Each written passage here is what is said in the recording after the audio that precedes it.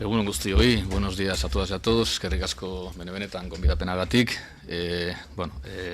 Sartuko naiz ya en gaian.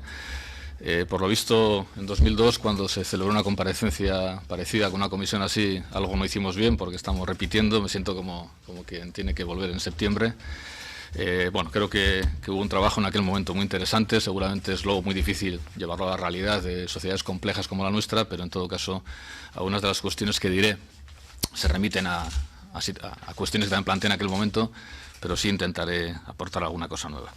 Vengo desde la sociología, vengo desde una distancia cada vez mayor respecto de la política aplicada, también la edad influye mucho en eso, y seguramente lo que diga no va a ser nuevo y no va a servir seguramente mucho para la práctica. Solamente voy a intentar plantear 4 ideas que, como digo, creo que todas y todos en esta comisión las tienen muy claras, pero que creo que sería importante tenerlas en cuenta pues para repensar la cuestión del autogobierno, porque seguramente todas y todos decimos muchas veces, y lo creemos, que estamos en tiempos nuevos, que cambian muchas cosas, que el mundo no es como era, pero luego me da la impresión de que la dependencia de la senda recorrida, de que elementos que han construido nuestras políticas, nuestras identidades, nuestras prácticas, siguen pesando mucho y nos cuesta introducir elementos diferentes. Yo únicamente voy a plantear 4 cuestiones como una propuesta que las quiero dejar encima de la mesa para repensar la cuestión del autogobierno. Como digo, creo que son todas conocidas. Por otra parte, la primera es que la cuestión del derecho a autodeterminación o el derecho a decidir pues no es en absoluto tan evidente como el término derecho puede indicar. La segunda es que la estatalización del derecho a decidir debe dejar de darse por supuesta porque es muy problemática.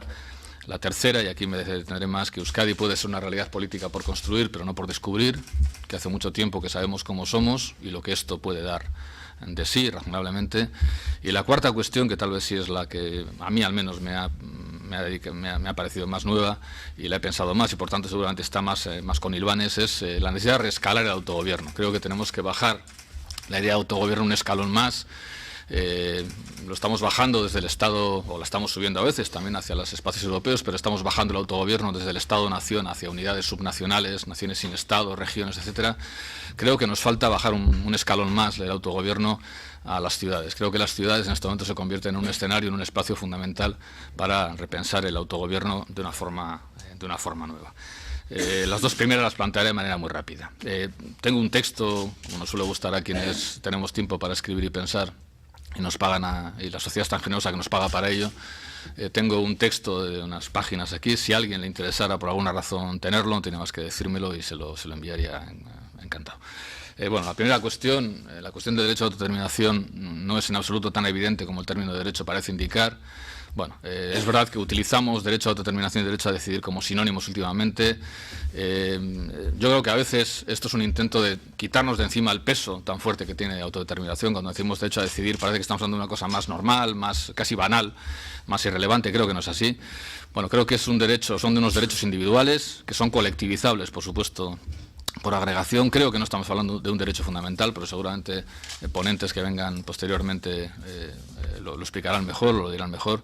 Y yo sí digo que milito mucho, cada vez me convence más la perspectiva de un jurista italiano, Luigi Ferrajoli, cuando dice que en la práctica, más allá de su motivación original, el derecho de los pueblos a la autodeterminación externa, entendido como derecho al Estado, en un mundo como el que vivimos hoy se ha vuelto inconcebible y además de alguna manera autodestructivo, ¿no? Es un poco insostenible en una sociedad mundial cada vez más integrada y en sociedades civiles que están caracterizadas pues por la mezcla de culturas y de nacionalidades. Ferrajoli llega a decir que de alguna manera el derecho a la autodeterminación hoy, entendido como derecho al Estado, contradice incluso su propia consideración en la Carta de la ONU, porque este derecho se supedita a 2 valores superiores que serían la paz universal y las relaciones pacíficas entre las naciones. Es verdad que durante mucho tiempo la estatalización del derecho a autodeterminación ha conseguido estos 2 objetivos, sobre todo en una parte del mundo más que en otras, porque ha sido objeto de muchas, ha tenido como consecuencia muchísimas rupturas de la convivencia y de la paz, sobre todo en países del sur. Pero en todo caso, hoy sería imposible pensarlo como un derecho fundamental, en la medida en que no es universalizable. Para que un derecho sea fundamental tiene que ser universalizable. Cuando en la propaganda de alguna entidad que se dedica a los juegos de azar nos dicen a veces algunas mañanas no tenemos sueños baratos y que casi tenemos derecho a todo, bueno, es una forma de hablar. Los derechos universales tienen que ser derechos universalizables. Los derechos fundamentales solo lo son si pueden disfrutar de ellos cualquier persona, cualquier grupo, ¿no? Y objetivamente, en un mundo como el de hoy, dice Ferrajoli, yo estoy de acuerdo, aunque sé que hay otras perspectivas, es imposible universalizar el derecho a la autodeterminación entendido como un derecho al Estado. Seguramente, en todo caso, las profundas tensiones a las que se está viendo sometido el Estado-nación clásico, pues por arriba, la globalización de los riesgos y también de las oportunidades, y también por abajo, pues con procesos de subsidiariedad, de discusión sobre qué es más eficiente, dónde es más eficiente tomar las decisiones, también de representatividad y de legitimidad. Hay una fuerte pulsión a sentirse representadas y representados por quienes dicen que son nuestros representantes. Bueno, todo esto va a modificar, ya lo está haciendo, pero va a modificar aún más la ecología política en la que la constitución de estados nacionales, fruto de procesos de autodeterminación, pues ha sido la estrategia adaptativa más exitosa durante una parte pequeña de la humanidad. Por otra parte, el Estado-nación moderno pues no tiene más de 300 años, aunque el Estado como administración sí. Rupert de Ventós, en un momento antes de optar por otras legítimas perspectivas, pero hizo unas reflexiones muy interesantes sobre lo que él decía, que de alguna manera los grandes objetos políticos que habían organizado nuestra vida y que eran objetos muy claros, el Estado, y era una cosa como todo como muy claro, pues que iban a ir siendo sustituidos por lo que él llamaba objetos políticos no identificados, lo que llamaba ovnis, ¿no? Decía que Europa era una especie de ejemplo de estos ovnis. Europa es un espacio político, sí, pero se va construyendo de manera pues muy compleja, muy frágil. Al final incluso pues se habla pues de elementos de geometrías variables, unidades disyuntivas, subsidiariedades convergentes. Bueno, seguramente esta idea, la idea de que todos los objetos políticos que vamos a ir manejando y que vamos a ir construyendo tienen que incorporar este elemento de no identificación clara, este elemento de incertidumbre, conecta muy bien con procesos muy característicos de nuestro tiempo, con esa zeitgeist, con ese espíritu de la época que se caracteriza por el riesgo, por la liquidez. Recientemente han fallecido Zygmunt Bauman, el sociólogo de la liquidez. El año pasado, hace 2 años, falleció Ulrich Beck, el sociólogo del riesgo. Bueno, de alguna manera la teoría, la sociología política nos viene diciendo que vivimos sociedades de incertidumbre, de riesgo, de caos, de experimentación, de diversidad, de provisionalidad, y esto pues va a tener que reflejarse en los objetos políticos que construimos para poder organizar la convivencia, ¿no? Habrá que evitar seguramente, como dice Bauman, en su libro póstumo, habrá que evitar la retrotopía, ¿no? Habrá que evitar, para combatir estas dinámicas, volver atrás, y como él dice, volver a Hobbes, y habrá que introducir en nuestras modelizaciones políticas pues un elemento de incertidumbre que es fundamental, que es complicado de gestionar. Ya lo entiendo, que es muy maravilloso para quienes podemos permitirnos el lujo de solo pensar sobre ello, pero que seguramente habrá que asumirlo. Asumir, como decía Beck también en su último libro póstumo, la metamorfosis del mundo y el hecho de que vamos a tener que actuar cada vez más en espacios de acción, como él dice, cosmopolitizados. Bueno, la segunda idea que quería plantear, que tampoco es nueva, ni creo creo que está bastante clara, otras cosas como la realizamos, es que la estatalización del derecho a decidir pues también debería dejar de darse por supuesta, porque es muy problemática, ¿no? Como digo, a veces hablamos de derecho a decidir como sustituto del derecho a autodeterminación, lo cual supone una cierta normalización del derecho. Pasamos de situaciones extraordinarias, postcoloniales, etcétera, a situaciones normales de la vida cotidiana. ¿Qué hay más democrático y más natural que decidir? Solemos decir, y es verdad, pero según. ¿Vale? A veces decimos, bueno, pero según lo que decidamos, ¿no? Hay decisiones a las que se puede tener derecho, pero el derecho no es lo fundamental, es más fundamental el contenido de las decisiones, ¿no? Bueno, hay una estrategia de normalización, a veces de banalización del derecho a autodeterminación, cuando se plantea como simple derecho a decidir. Yo creo que el derecho a autodeterminación tomado en serio no es un simple instrumento neutral, no es un simple mecanismo democrático de definición de la opinión.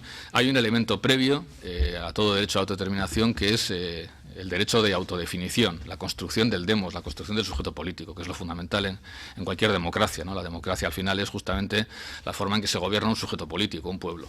Por tanto, hay una definición de un demos, hay una definición de un sujeto político que es fundamental, que es esencial, que no debemos ocultar a veces con la analogía el derecho a decidir, pero que tiene evidentemente complejidades crecientes en sociedades diversas, cada vez más abiertas como las que vivimos, ¿no? Durante mucho tiempo ha habido una aproximación a esto de la construcción del sujeto en clave pues muy de clarificación del sujeto, donde están los límites de la nacionalidad, donde están los límites de la identidad.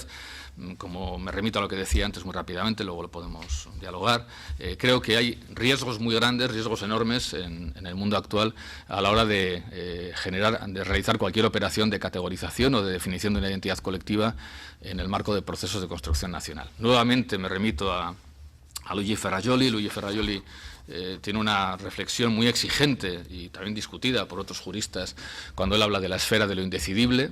Él viene a decir que realmente en una democracia no todo se puede decidir, es más, hay cuestiones que tienen que estar fuera de cualquier proceso de decisión, hay principios que están sustraídos a la decisión de la mayoría incluso, y a mi modo de ver, y lo digo únicamente como una cuestión para su reflexión o para su discusión, yo creo que la modificación de la condición de ciudadanía en un momento dado, cuando esta modificación puede entrañar riesgos de debilitamiento, de limitación o de exclusión de esta condición de algunas personas o grupos, pues entrarían plenamente en la esfera de lo indecidible. Creo que hay que tener mucho cuidado cuando decidimos algunas cosas por las consecuencias que puede tener. Eso sí, y esto hay que dejarlo muy claro, no es más legítimo, ni más moral, ni más racional, ni más democrático un Estado español que un Estado catalán o un Estado vasco o lo que sea, ¿no?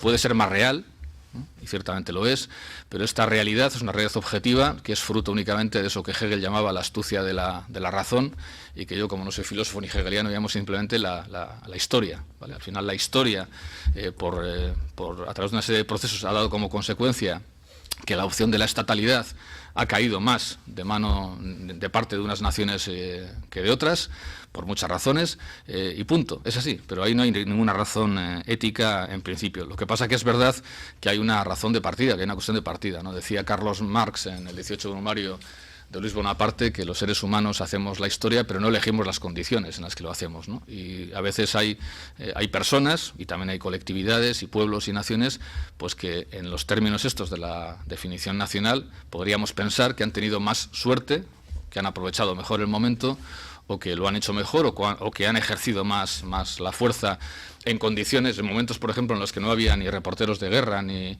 tribunales penales internacionales. Pensemos en lo que es la construcción de la primera España, cuando se va estatalizando, con la expulsión de los judíos, con las luchas contra los árabes, lo que cuenta Amin Maalouf, ¿no? en muchos de sus libros. Claro, ahí no había nadie que tomara registro de lo que pasaba, punto. Se creó así el Estado. En el origen de todos los estados hay una especie como de ruptura de Yugoslavia, ¿no? Al final hay cosas tremendas, también hay acuerdos, también hay pactos, también hay convicciones, pero en todo caso, como digo, eso es fruto de la historia. No hablamos de cuestiones morales, ni racionales, ni nada de esto, ¿no? Y por eso yo siempre tengo mucha incomodidad ante quienes pretenden convertir situaciones de hecho que son fruto de la historia, pues como que existe un Estado español, pero un Estado catalán, por ejemplo, en realidades morales, ¿no? Las distinciones entre nacionalismo cívico y nacionalismo étnico, patriotismo y nacionalismo, cuando nacionalismo cívico y patriotismo siempre caen de parte de quien tiene un Estado, y nacionalismo étnico y nacionalismo siempre caen de parte de quien no tiene un Estado, pues a mí me parece que no es realmente un ejercicio de la reflexión coherente. Como digo, todo Estado se construye sobre la homogenización, sobre la exclusión de lo que es reducido a la condición de lo extraño, es así. Claro, la cuestión es, bueno, ¿qué hacer? ¿Aceptar sin más el resultado de la historia y su distribución azarosa de la estatalidad? ¿Aceptar como marco de autogobierno el actual Estado español, o belga o francés, solo porque existe, y renunciar a un Estado vasco o catalán o flamenco solo por los riesgos de extranjerización que su construcción comporta? Bueno, pues entro en la tercera cuestión para reflexionar un poco sobre esto, y lo que aquí planteo es que Euskadi puede ser una realidad política por construir, pero no por descubrir, y que hace mucho tiempo que sabemos cómo somos y lo que esto razonablemente puede dar de sí. Como decía antes, cualquier proceso de construcción nacional o del autogobierno tiene que partir de lo existente, por un ejercicio de realidad, a pesar de que lo existente a veces juegue en contra de nuestras propias aspiraciones, pero lo cierto es que hay una estabilidad estructural y estructurante de la sociedad vasca. Esto lo han planteado con mucha claridad dos sociólogos, bueno, sociólogo y politólogo bien conocido, Xavier Ayerdi y Alfredo Retortillo, en un artículo que yo recomiendo mucho, publicado en Jura Baskonie hace unos años, cuando ellos decían, con tanta desazón como ironía, decían esto que reproduzco ahí: muchas veces parece que en Euskadi existe una conspiración de la política contra la sociedad, que hay una cierta obstinación en no querer trasladar al ordenamiento político lo que la sociedad vasca viene diciendo desde hace tiempo. Bueno, desde siempre. Si analizamos la evolución y las tendencias de hace 30 años, observaremos que ha fracasado absolutamente la misión evangélica orientada a desequilibrar el peso porcentual de los bloques. Me refiero a los bloques nacionales, ¿no? Yo esto también lo he dicho hace tiempo, pero porque lo he dicho hace tiempo no quiere decir que sea verdad ni que tenga razón, que Euskadi puede ser un país o una sociedad, una nación por construir, pero no por descubrir. Y aquí quiero dedicarme un poquito, antes de pasar al final, para insistir en esta idea, ¿no?, de la estabilidad y el conocimiento que tenemos ya de cómo es la sociedad vasca, a pesar de que hay momentos en los que parece que la sociedad cambia mucho. No lo es tanto en esta cuestión de las identidades y de los autogobiernos, ¿no? Empiezo con un trabajo interesantísimo, que para mi sorpresa no está siendo apenas utilizado, ni siquiera por la propia Eusko Ikaskuntza, bueno, como tuve ocasión de comprobar no hace mucho. Bueno, un estudio titulado Identidad y Cultura Vascas a comienzos del siglo XXI, publicado en 2007, fruto de unos bastantes años, casi 4 años de trabajo, y que la propia Eusko Ikaskuntza presenta como el más completo diagnóstico de lo que supone la identidad y la cultura vasca desde el punto de vista de los y las habitantes de los territorios de Baskonia, cosa que yo comparto, estoy de acuerdo, ¿vale? Bueno, si analizamos este trabajo, que es muy rico y que da mucho más del juego de lo que yo doy, encontramos cosas muy interesantes. Por ejemplo, cuando categorizamos a la población vasca según su visión de las identidades colectivas, y tenemos en cuenta el conjunto de Euskal Herria, tenemos en cuenta Euskadi, Navarra y Iparralde, pues nos damos cuenta de que hay algunas variables que hacen que aparezcan dos campos, dos polos, arriba, a la izquierda y a la derecha, caracterizados por una identidad fuerte, relativamente excluyente, o somos esto pero no somos otra cosa, y que se orienta en un caso hacia una identidad fuerte vasca, y hay algunas variables que explican el que algunas personas se coloquen ahí, como por ejemplo ser euskaldunsarras o el pensar que para ser vasco hay que hablar euskera. Hay algunas características, algunas variables que hacen que se sitúe por ahí una parte pequeña, no muy grande, de la población. Hay otras características que hacen que otra parte de la población se sitúe en la identidad fuerte no vasca, incluso a veces antivasca, que es como sentirse esencialmente navarro, francés o español, o no querer que los hijos e hijas aprendan euskera. Pero el grueso de la población de Euskal Herria se sitúa en ese espacio de una identidad flexible, no excluyente, dialogante, con capacidad de integración, en la que concurren multitud de variables, multitud de características personales, ¿no? Pero me parece más interesante todavía, por el ámbito administrativo y político en el que estamos, que si en lugar de observar esa evolución, esa ubicación de los individuos, de las personas, de la población en relación al tema de la identidad colectiva en el conjunto de Euskal Herria, lo hacemos solo en la Comunidad Autónoma del País Vasco, en Euskadi, nos encontramos con que las posiciones más fuertes y más extremadas, en el sentido de que más excluyentes, casi desaparecen, van quedando algunas características por ahí, y el grueso de la población se agrupa en un espacio muy centrado, muy manejable en ese sentido en términos políticos, de identidades flexibles, relativamente integradas e integrables, ¿no? Bueno, esto, como digo, creo que es un punto de partida que deberíamos tener en cuenta seguramente para hacer una reflexión sobre cómo queremos manejar esta sociedad, ¿no? Si vamos a datos del Euskobarómetro de la Universidad del País Vasco, yo aquí he cogido series temporales, las he cerrado en octubre de 2016, podríamos continuar. Pues llamo la atención sobre la enorme estabilidad, a pesar de algunos momentos casi de movimiento sísmico, de terremoto, que se produce en la opinión y la actitud de la sociedad vasca ante cuestiones como, por ejemplo, la evolución sobre la forma de Estado en la comunidad autónoma vasca. Pues entre el 77 y el 2016, aunque a veces, como digo, hay movimientos sísmicos, habría que ir luego en cada año qué estaba pasando ahí, en la política, en la sociedad, pero aunque hay movimientos sísmicos que parece que decir, bueno, esto ya se ha roto, si cogemos el principio y el final de la serie, y mi hipótesis es que si continuáramos y en lugar de estar en 2016, cuando se haga la tercera comisión de autogobierno en 2032, yo ya no compareceré, pero si lo hace no sé quién, pues seguramente encontraremos algo parecido, si sigue haciéndose esta serie. Vemos que al principio y al final de la serie hay una enorme estabilidad, y las líneas son casi planas, ¿no? Casi planas, ¿no? Hay algunos pequeños descensos, algunas pequeñas subidas. Si miramos la evolución del sentimiento nacionalista entre el 87 y el 2016, ocurre lo mismo. O sea, a veces se cruzan, a veces uno está por encima de otro, pero la estabilidad es la norma. Si miramos la evolución de la identidad nacional subjetiva de los vascos y las vascas entre el 81 y el 2016, lo mismo, la estabilidad es muy grande. Si miramos la evolución del deseo de independencia, lo mismo, la estabilidad es muy grande, ¿no? Si vamos a otra fuente de datos que utiliza a veces variables distintas, que es el sociómetro del Gabinete de Prospecciones Sociológicas del Gobierno vasco, pues nos encontramos un poco con lo mismo, ¿no? Cuando se pregunta por la identidad nacional, y aquí se suma de otra manera, pero pues predominantemente vascos, o tan vasco como español, o predominantemente español, pues vemos también que la estabilidad es muy grande, ¿no? Es verdad que aquí aparece un fenómeno interesante, ¿no? Que, para mí por lo menos, no sé si para la gestión política, ¿no? Y es cómo crecen desde el 95 hasta el 2016 las personas que dicen que no saben o no contestan, ¿vale? Aquí hay un fenómeno seguramente... No quiero entrar a hipótesis, pero me parece que es un fenómeno interesante que conecta con algunas cosas que están pasando en la política en general y en la política vasca en particular, porque al principio solamente un 4% decían que no sabían o no contestaban, ¿no? Bueno, y aquí vamos a uno de los cuadros, y ya voy terminando, que me parecen más importantes, ¿no? El riesgo que tiene la política en sociedades como estas, donde por una parte vemos que hay movimientos a veces coyunturales muy fuertes, pero una estabilidad de fondo muy estructural y muy estructurante, el riesgo que tenemos de querer hacer política intentando clarificar de una vez por todas la situación y resolver de una vez por todas esto que ciertamente empieza a parecer una especie de empate infinito, ¿no? Entonces, a veces podemos tener la tentación, ahora hay que resolverlo, por la razón que sea. Pero pensemos, por ejemplo, este cuadro, que es un cuadro un poco más complejo y que nos dice cuál es la opinión sobre el tema de la independencia del País Vasco, ¿no? O sea, ¿qué haría usted personalmente, ¿no? Pues nos encontramos con que ha habido momentos en que las personas que estaban de acuerdo con la independencia, estaban un poco por encima de quienes no están de acuerdo, o momentos en los que están muy por debajo. A ver, alguien podría decir, si yo pudiera saber lo que va a salir el mes que viene, mañana monto un referéndum. Vale, pero ¿eso resuelve algo, clarifica algo o no? Bueno, mi hipótesis y la de otra gente, como Retortillo, como ayer de otra gente, es que seguramente no, porque hay unas realidades que ya conocemos y que seguramente no se van a clarificar con un acto de definición o de decisión que no modifica las tendencias de fondo.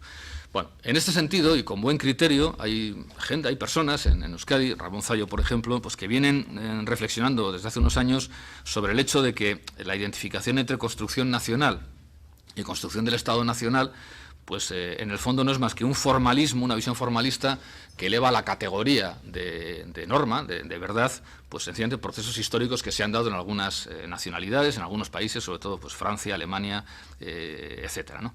Y él lo que dice es que seguramente tenemos que olvidarnos de ese formalismo, de que cualquier construcción nacional tiene que estar asociada a la construcción del Estado-nación, de tal manera que es inconcebible pensar en naciones sin Estado. Y él dice que tenemos que bajar del Estado-nación a las naciones sin Estado. ¿Por qué? Dice, pues porque el salto cualitativo de pasar de Estado-nación a naciones sin Estado no sería más que positivo, ¿no? Él dice, se devolvería la capacidad de decisión a la ciudadanía de las naciones sin Estado, se recuperaría el lugar político de la ciudadanía en toda Europa, la estatura democrática de los Estados se agrandaría, en el plano económico-social las naciones sin Estado tienen funcionalidades que dan la proximidad, el conocimiento al detalle, la fiscalización fácil. Bueno, él defiende pasar del Estado-nación a la nación-Estado.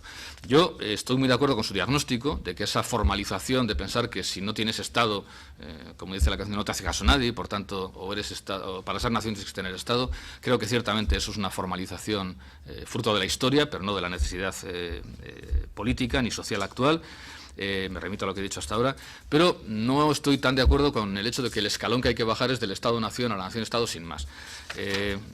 Porque de verdad la nación-Estado, cualquier nación-Estado, algunas seguramente sí, permiten todo eso que no pueden lograr el Estado.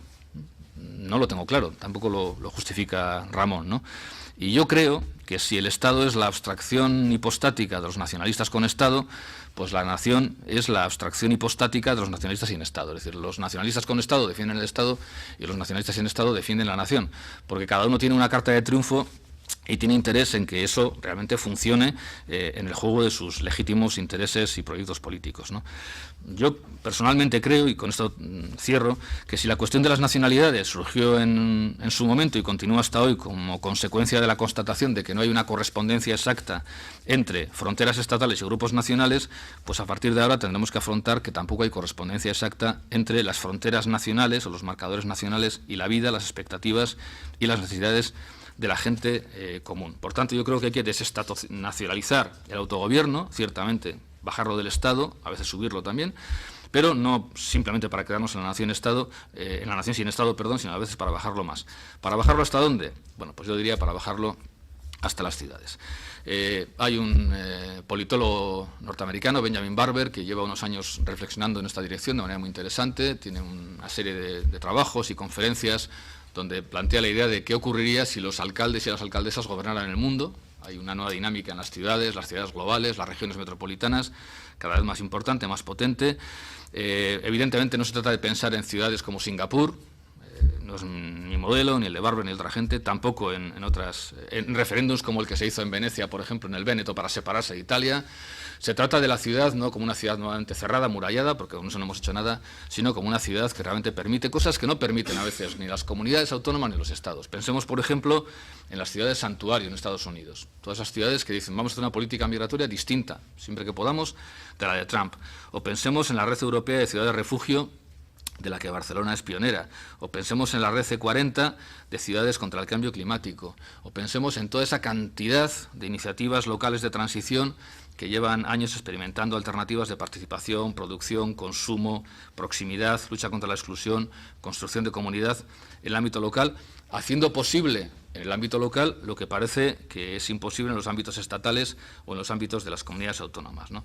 Y lo cierto es que las ciudades, en este mundo complejo, caótico, metamorfósico en la que vivimos, pues dan lugar a escenarios imprevisibles. Por ejemplo, que el alcalde de Yakarta, llamado gobernador de Yakarta, en realidad, capital de Indonesia, sea un tipo llamado Basuki Purnama, que es cristiano y de origen chino, cuando los cristianos y los chinos son las dos minorías más perseguidas en Indonesia, y que llegue a la alcaldía con más del 50% de los apoyos, es un milagro, es algo imposible. No cabría pensar en que el presidente de Indonesia tenga estas características. Es verdad que ahora el hombre está implicado en una acusación de blasfemia y lo está pasando mal, ¿no? Que el alcalde de Londres sea un inmigrante, bueno, sus padres inmigrantes pakistaníes y que sea musulmán, ¿no? Pensemos en la alcaldesa de Barcelona, pues seguramente el perfil que ella tiene no es un perfil, aunque evidentemente sus capacidades son todas las que queramos, pero seguramente no es un perfil que digamos, pues es el perfil que tendría el presidente de la Generalitat, ¿no? Parece que para ser presidente de la Generalitat tienes que ser un varón, català de socarrel, es decir, de pura cepa, profesional de la política, bien relacionado con todos los poderes de la comunidad, y sin embargo en Barcelona aparece otra persona, ¿no? Entonces, las ciudades generan dinámicas imprevisibles, disruptivas, que conectan mucho mejor con cosas que están pasando en el mundo y que van a pasar cada vez más, y que creo que deben ser tenidas en consideración en esta reflexión sobre el autogobierno. Rescato aquí una reflexión que hacía Errejón hace un tiempo sobre cómo las ciudades y estas ciudades del cambio pueden estar influyendo, o es un potencial para influir en algunas formas en que hemos debatido sobre el autogobierno en el Estado español, ¿no? Él decía, ha habido una dinámica de desafección emocional. Para los ciudadanos de Cataluña es más fácil imaginarse una república nueva que transformar España. Lo entiendo, me parece legítimo, pero no es mi proyecto. Eso también es deudor de una representación que para los nacionalismos catalán y vasco ha sido muy productiva, que es, salvo Euskadi y Cataluña, todo en España es una inmensa rémora del franquismo y nunca va a cambiar nada. Y eso sobre todo se concentraba en una imagen icónica de una Madrid sin madrileños, una ciudad que era la sede del Partido Popular, la Audiencia Nacional, un cuartelillo y la sede de la Conferencia Episcopal, una especie de Madrid terrible, Mordor, del cual cualquier persona se querría independizar. Eso se quiebra un poco cuando en Madrid gobierna Manuela. Es una reflexión apresurada, pero sí quiero decir que las ciudades hoy se convierten, y las regiones metropolitanas, en un espacio fundamental. Pi Margall, en su libro Las nacionalidades, decía, erijamos en entidad política el municipio y la provincia. Hoy tal vez diríamos, erijamos en entidad política la ciudad y la región metropolitana. Creo que tenemos que superar el imaginario de la matrioska, es decir, un Estado que contiene perfectamente una nación, que contiene perfectamente un pueblo, que contiene perfectamente a todos los individuos que conforman ese pueblo, para abordar desde otras claves más complejas la cuestión del autogobierno. Creo que el objetivo es identificar espacios donde sea posible la máxima eficacia, la máxima justicia, la máxima democracia y la máxima solidaridad, espacios donde ninguna riqueza se pierda, humana, espacios, por tanto, también culturales, espacios en los que podíamos participar en la toma de decisiones, donde los procesos políticos estén más cercanos a la gente, etcétera. Espacios interrelacionados, comunicados, que a veces estarán en una escala más urbana, más metropolitana, más autonómica, más de nación sin Estado, más de Estado-nación, más europea o más global. Bueno, y termino. En 2002, en una comparecencia en abril, ante una comisión parlamentaria como esta, pues yo hacía un llamamiento a repensar nuestro autogobierno desde claves nuevas, pasando de lo que Javier Villanueva denomina un sentido fuerte autodeterminativo, es decir, entender la autodeterminación en un sentido agónico, ya sea como una exigencia urgente de la que depende la supervivencia de un pueblo, o ya sea como la apertura de todos los males, las tragedias del modelo yugoslavo, o sea, si nosotros denominamos esto Yugoslavia, él decía, pasar de ese sentido fuerte, agónico, a un sentido débil autodeterminativo, más en este sentido, ¿no? Bueno, en aquel momento había muchísimas voces en el campo del nacionalismo vasco, en el campo del constitucionalismo, que iban en esta dirección, muchísimas. No voy a aburrirles con esta cuestión, ¿no? Pero, desgraciadamente, la situación que vivíamos entonces hacía imposible cualquier aproximación en este sentido, ¿no? El 19 de febrero, unas semanas antes de la comisión, ETA había atentado contra Eduardo Madina, en aquel momento secretario de Política Institucional de la Juventud Socialista de Euskadi. El 21 de marzo, un mes antes de la comisión, era asesinado Juan Priede en Orio, concejal socialista en Orio, y luego a lo largo del año 2002 pues otras 4 personas más fueron asesinadas. Evidentemente eso ha cambiado, afortunadamente eso ha cambiado, ¿no? Yo creo que nos encontramos en una situación radicalmente distinta, no tenemos por qué aproximarnos a este debate en clave agónica, tenemos tiempo y por tanto lo que diría es aprovechemos la situación y pensemos, sigamos profundizando en esta cuestión, pensando como pensamos todas y todos en lo mejor para este país. Bueno, eskerrik asko, zuen zuagatik.